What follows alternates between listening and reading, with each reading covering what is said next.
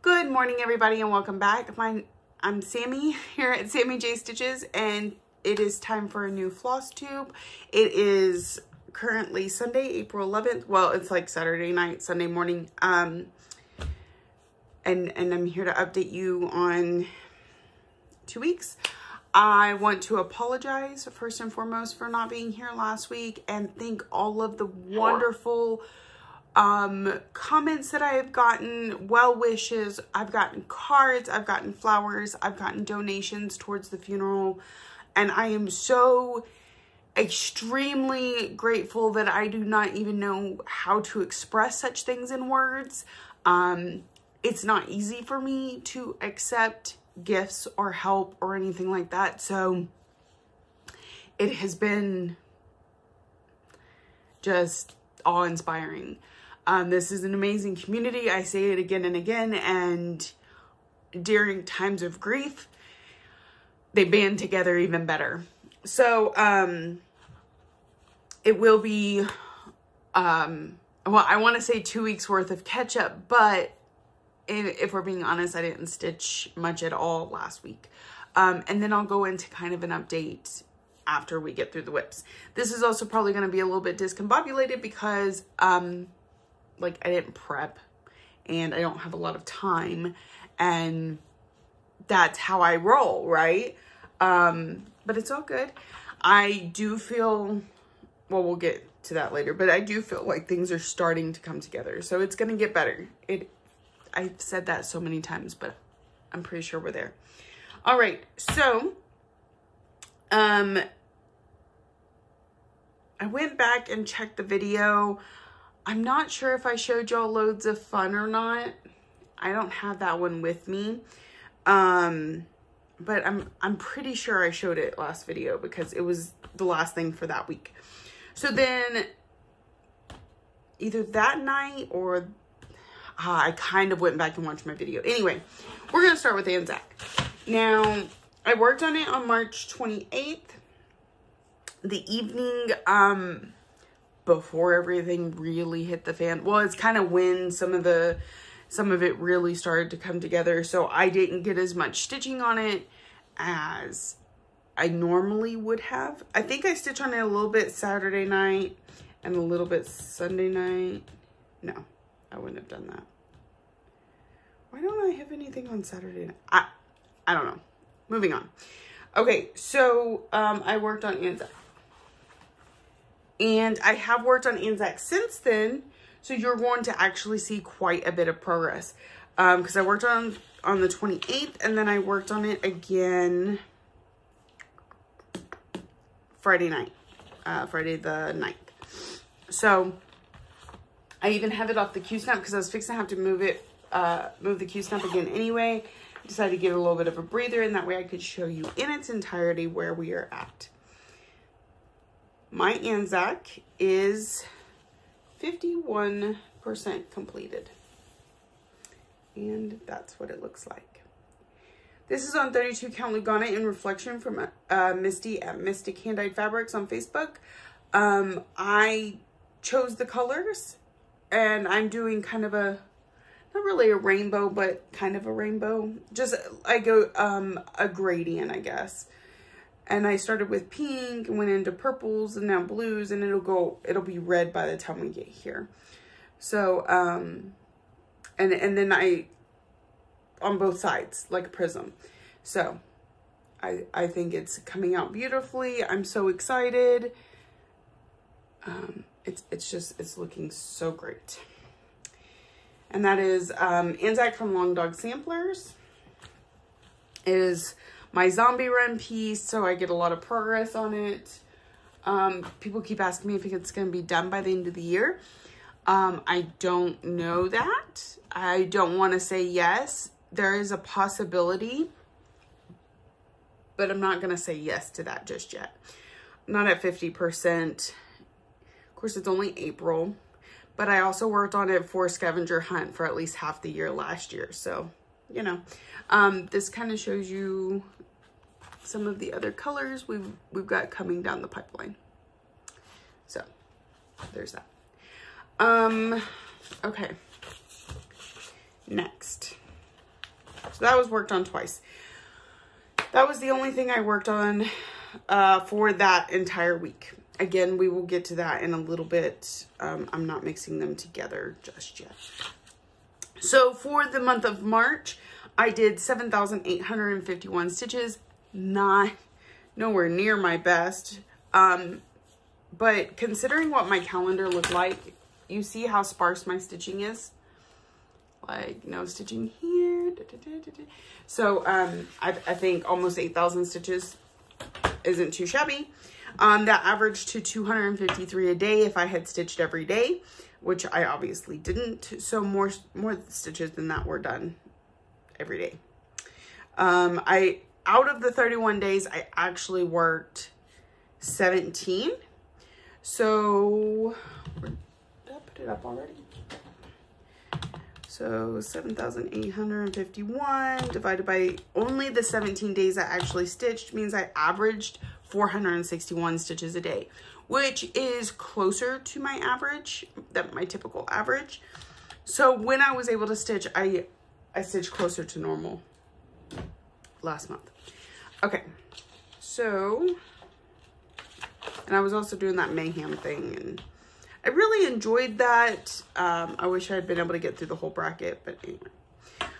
So again, no stitching the first week of April. I came back to work on Sunday, and the first thing I pulled out was Lady of the Flag, because my first week of the month, I tend to work on Zombie Run. So, and I let my friend vote on which Zombie Run piece I was going to work on, and she said Lady of the Flag. Well, what was I going to say? I blinked.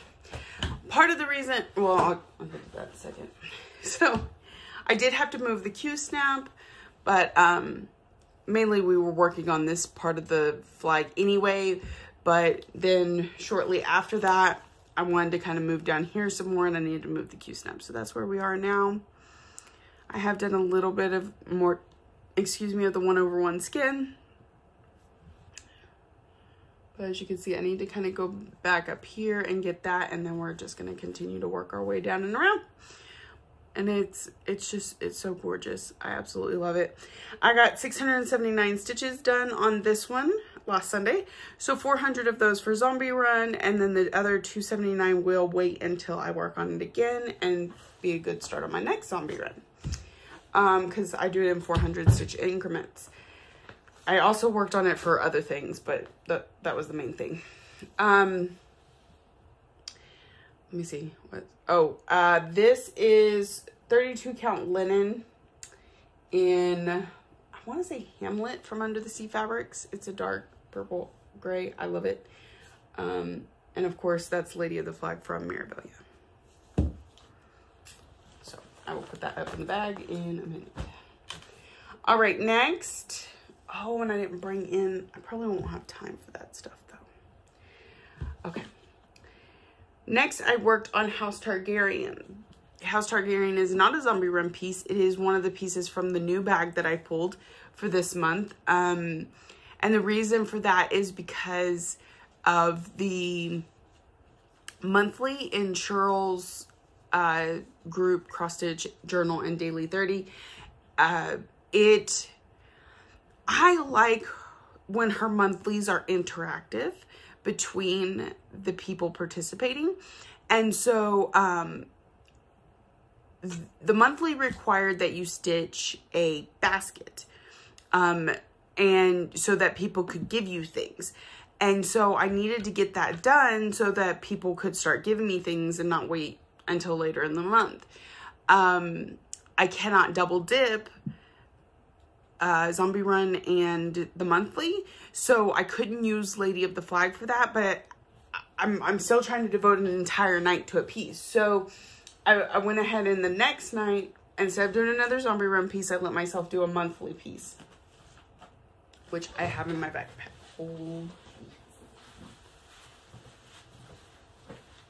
Oh, maybe I did bring it in. Oh, good. Nope, I think I moved it out of here. I've been doing a lot of rearranging lately. I will get my head on straight eventually. Okay.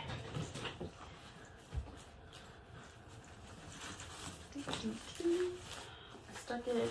Oh, okay. So, House Targaryen. And in order to stitch it for the basket, it had to have a basket on it or something you could describe as a basket. That's upside down.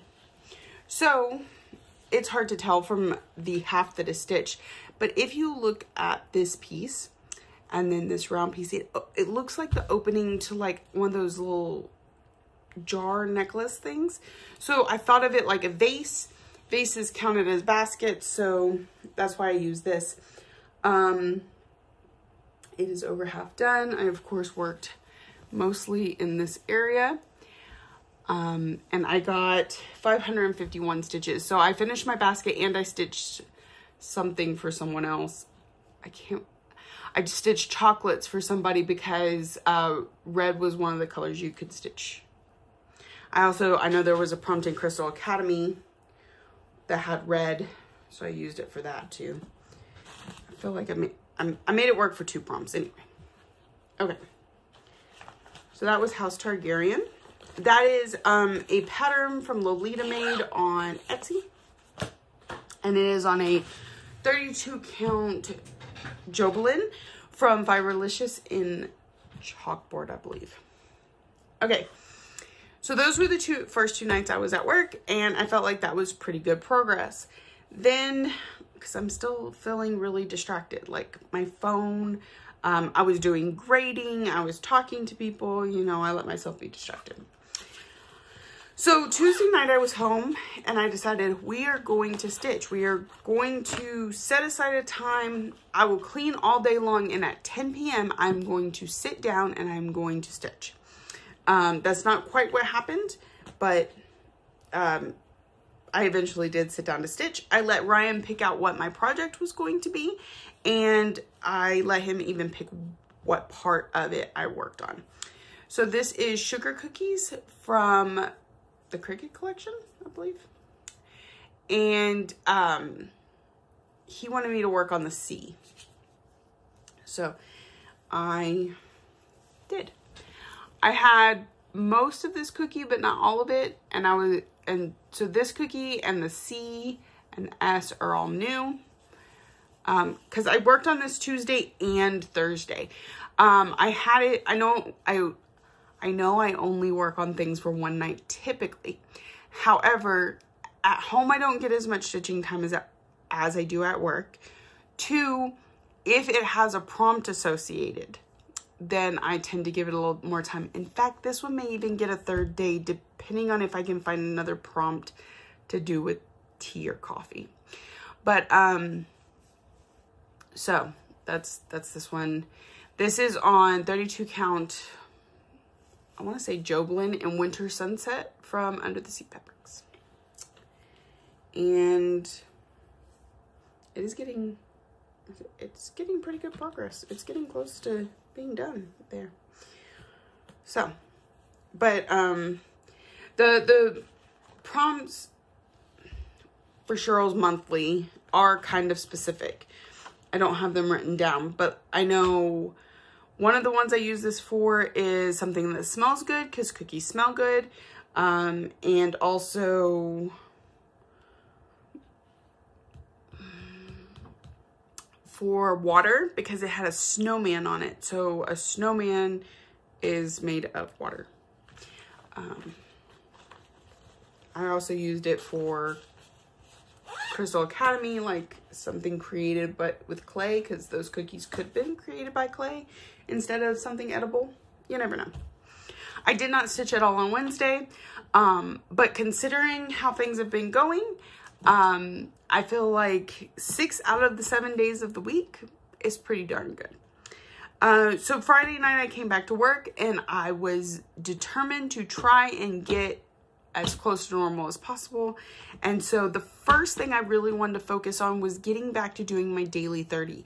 And I'm talking actually doing this every single day. I'm like, even today, I'm hoping my husband will drive the first part of the drive so I can get my daily 30 in. If not, I can do it at my parents', but I just want to stitch in the car a little bit. So I have worked on this actually 2 nights, and so you'll see more progress than you would typically see one night. But my daily 30 is this project. It's called Butterfly Expressions from Dimensions. It is a kit that a friend of mine bought, or a coworker bought, thinking she would learn to cross stitch. It became too much for her. She asked me if I would complete it for her. So that's where I'm at. I can't wait to get in some of those butterfly wings here soon. I'm almost done with all this. So on Friday, I got 79 stitches in 37 minutes. And today I got 89 stitches done in actually like 30 or 31 minutes. It was almost exact. But it's because I was just filling in. I had I didn't really have to count. So I have been working on this one, and this is the Dimensions fabric. I believe it's a 14 count Aida. Yay. So been working on that every day. Well, starting on Friday, so just 2 days, but you know, habits don't form overnight. It takes time, and I'm putting my best foot forward, making my best effort. So then Friday night, I pulled out Anzac again, because I'm trying to get my zombie run knocked out. Plus, I was able to use it for some of the Crystal Academy homework to get myself completely caught up from that week of not stitching. And so I did 614 stitches on it last night. Then tonight when I came to work, stepped away from zombie run again, because these monthlies I find exciting. You're stitching them for other people, so I have to decide what I'm stitching on, go to somebody's post that does not have that item in their basket, and post my starting picture there, tell them why I'm stitching it for them, and then do the stitches. It's fun. It's interactive. I have really gotten into it this time, and it's fun, quirky comments like who cut the cheese, and you know, I'm giving you perfume. I'm not saying you smell, but yeah. So anyway, I'm having fun with it. So I let myself deviate from zombies again for family patchwork. I'll probably zombie tomorrow. Maybe like every other. I don't know how much stitching I'll get in this upcoming week, because I will be out of town all week. The funeral's on Wednesday. So there might not be another video next weekend. Really depends on how my week goes, but that's how it is.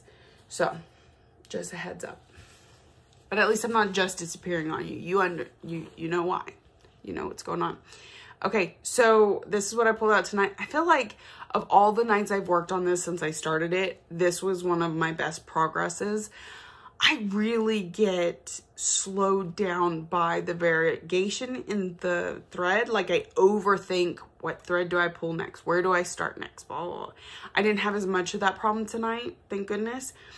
Also, the single X's. I'm used to going down a row and back, and you don't do that with variegated floss unless you want it to look really muddy. So having to remind myself to do that.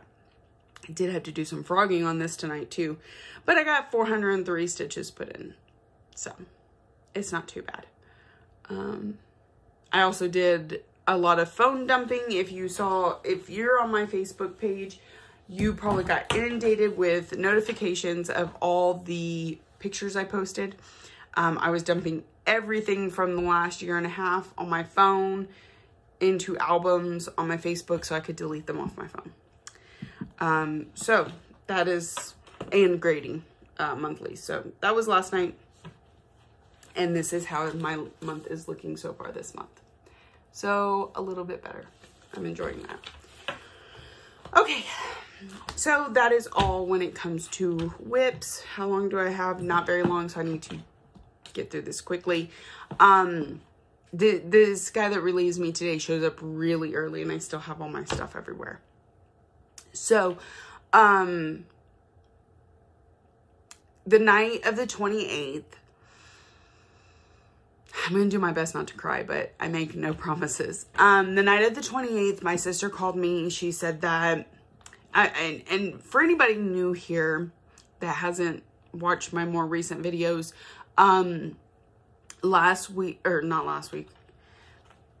the week before, 2 weeks ago. I don't know. It's been a minute. I put my grandmother into hospice on a Tuesday.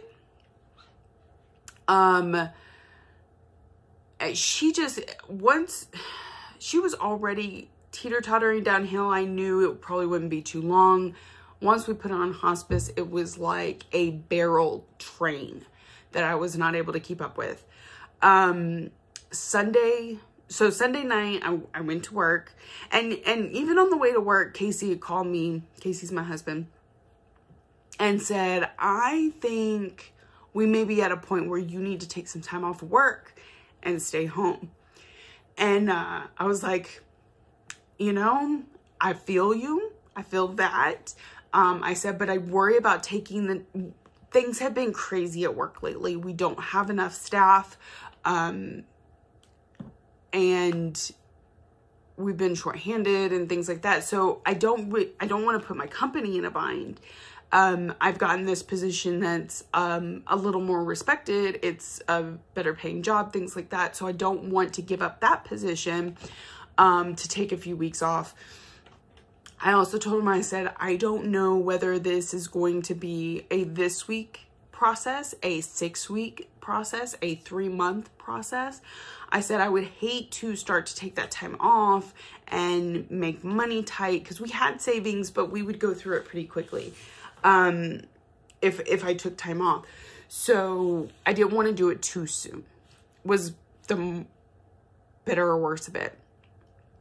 And he's like, I know, but I really think. I was like, well, can't do anything about it tonight. I'm going to go to work. So then my sister called me while I was at work, and she just expressed a lot of concern. When we had talked to the hospice nurse, she had told us about some stuff, and I had discussed those things with my sister, and my sister was sure that that's what was going on. And I love her dearly, but she can sometimes be a little paranoid. Even my grandmother would say that. She goes, your sister is so paranoid. So, I trusted her, but I felt that need to see for myself before I made any drastic decisions. And she told me, she said, I think you should take tomorrow night off, the 29th. And I said, no, this would have been the 28th. It would have been a Saturday night. Anyways, the date really doesn't matter. So I work Saturday night. She said, I think you should take tomorrow night off. I was like, I don't want to do that and then turn around and need to take a bunch of time off. Anyway, so I was like, let's just play it by ear.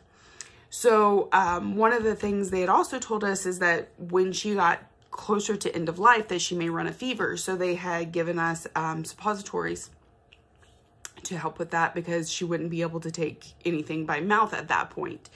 And so, and in the last 2 days, the Friday and Saturday that my sister had been taking care of her, like, she was sleeping more and more.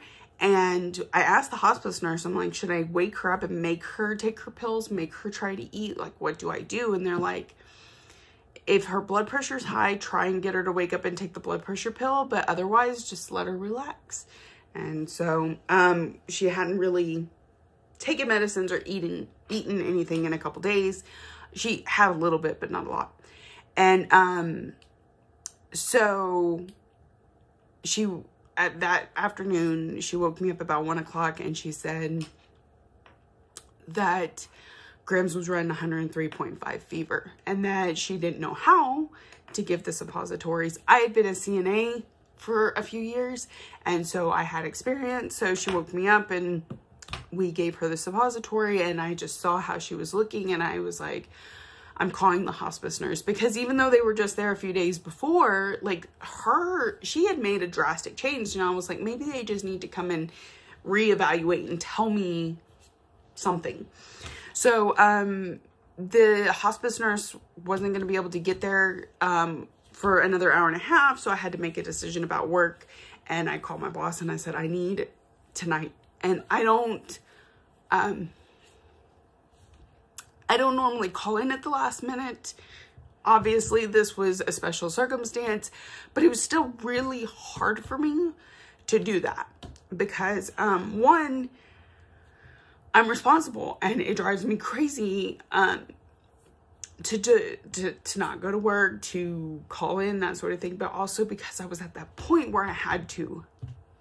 So it was hard to even call my boss and ask for the time. And he's like, well, do you need tomorrow night off too? I said, I don't know. Let the hospice nurse get here. Let me talk to her. I will give you a call back. And he said, okay. So the hospice nurse gets there and she does a bunch of stuff with her, but really we had done most of what she would do. We had given her the comfort meds. We had given her the suppositories. I was taking care of her. My sister and I both, side by side, were taking care of her. So, sorry, it may be too soon for this conversation. Anyway, so I asked her, I said, I'm supposed to go back to work tomorrow. So I know you don't know anything for sure, but I need somewhat of a timeline. And she said that in Graham's current state, she would predict a week. I said, I could take a week off of work. That's not a problem. I said, as long as it's not 3-4 weeks, you know, I could take the rest of the week off. She goes, but really, I would say probably more like 3 days. I said, okay. Okay. It's hard to hear. It's so hard to hear. But at the same time, like, I wanted her to be comfortable. I wanted her to be able to move on, to, you know, not be suffering. Anyway, so I called my boss and I said, I'm going to need tomorrow night off too. And he said, okay, I'll work on getting it covered. So that evening we spent, you would be amazed how fast time goes when you have to do something for somebody every hour on the hour. Like, because her comfort medicines, we were supposed to, they said, before we were giving them as needed, she said at this point, give them to her regularly. She said the difference, we don't want her getting agitated because it just makes her body work harder and she deserves not to have to. And I said, okay. So, I was given the comfort meds every hour and checking her vitals and just, you know, sitting in there and talking to her. And my husband and my sister and I would all three sit together in there and just talk to each other while holding her hand, or just so she could hear that people were in the room, because in the last couple months, she'd become increasingly worried about being alone. I was constantly having to reassure her that I was just in the other room, that I wasn't leaving her alone. If I had to run to the store, I had a camera that she could talk to me on. So we just spent as much time as we could with her. I guess about midnight, 1 o'clock, she, and they told us all these things to look for, and she was exhibiting maybe a couple of them, but a lot of them, like they said, even like her respirations will slow down. They hadn't. And she goes, she'll take like 5 or 6 breaths a minute, but that could last for a couple days, you know? And so I was waiting and looking for the signs and we weren't seeing them. But one time we started to see was when secretions began to build. So they came out her mouth because they were building in her lungs. And they had warned us about that, and they had given us this little suction tool for it. And we started to notice that. And my sister, who had gotten kind of tired at that point, but she was like, I don't know if I can go to sleep now. She goes, I'm just so paranoid. And even though they told us days, there was something about it that just felt imminent. And my sister and I were both feeling it. And so, sorry, I'm trying to clean up because I'm running out of time, but I want to tell this story. So, we ended up staying up another hour. And then my sister decided she was going to go lay down. I was like, I'm still amped. I'm still worried. Like, I'm going in and out of the room every few minutes. I would watch on the camera when I wasn't in the room. So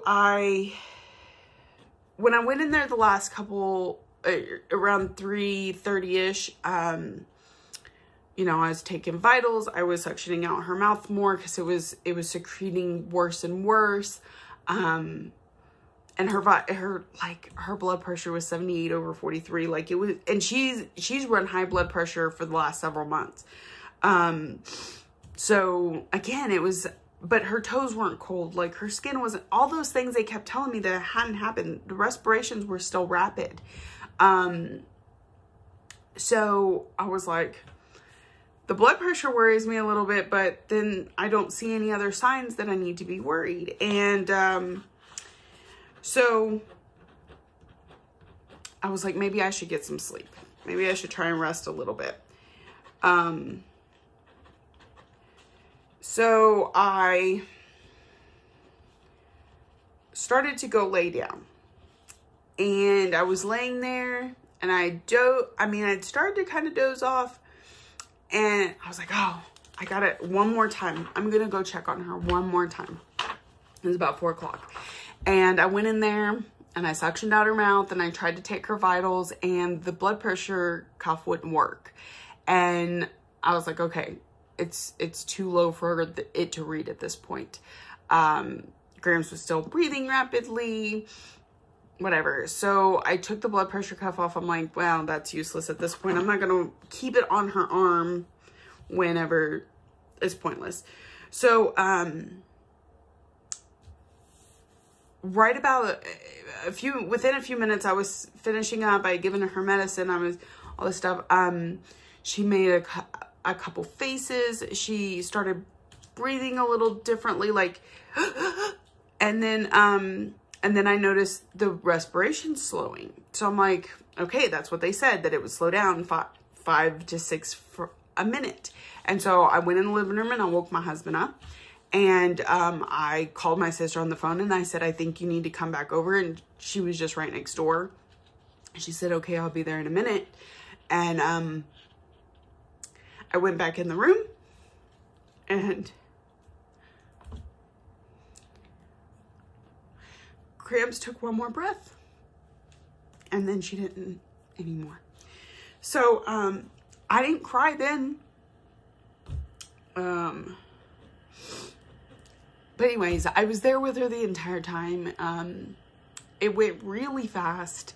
It was 4 o'clock in the morning on the same night that I had said I probably wouldn't even take off. Like, it happened so fast. And so, I spent the week trying to adjust. I thought I would be curled up in the fetal position on the floor for like a week. I didn't. I handled it very well that first day. Things here and there would make me cry, but not like full out lose it. The next day, I pretty much slept the entire day. The next day, I cleaned from the time I woke up to the time I went to sleep. The next day, I slept all day. It was just, it was a roller coaster, and I couldn't stitch and I couldn't focus. And I just, if I wasn't moving, I was sleeping, because if I didn't sleep, I was lost. Just completely lost. Also trying to make arrangements and that sort of thing. So anyway, that is how last week went. This week, I've been trying to get back to normal. There was something I was going to tell you about Wednesday. Oh, Wednesday I had to get up early the next morning. So we ended up playing games until way too late. And then I needed to go to bed. Thursday, Ryan had his follow-up appointment for his mouth. They cleared him. And so we're going to go see the dentist soon. So that's all good. I'm sorry, I'm trying to do too much because I am rapidly running out of time. So that's how the last 2 weeks went in a nutshell. I went shopping at an LNS. I have tons to show you. It's going to have to wait because I just don't have the time tonight. So I appreciate all the outpouring of love, the understanding that it's a hard time for me. And this week, Wednesday is the funeral. we're going to be visiting with family down in the area for most of the week. I don't know if there will be stitching. I doubt there will be videos. But when I come back, I plan on closing the lid on this chapter of my life that has been so rough the last few months. And I know that I did the absolute best by her, and that she wasn't alone and she was happy. So we're going to try and find some semblance of normal, and hopefully we don't lose any more family members for a while, because 3 in 1 year has wrecked me. So I hope y'all have a wonderful stitchy week. Thank you so much for liking, subscribing, commenting, all the things that you do to show you love me. I love you all so much, and that is sometimes not easy for me to say either. So thank you, and I will see y'all next week. Or I will see you just as soon as I possibly can, I promise. Y'all have happy stitching.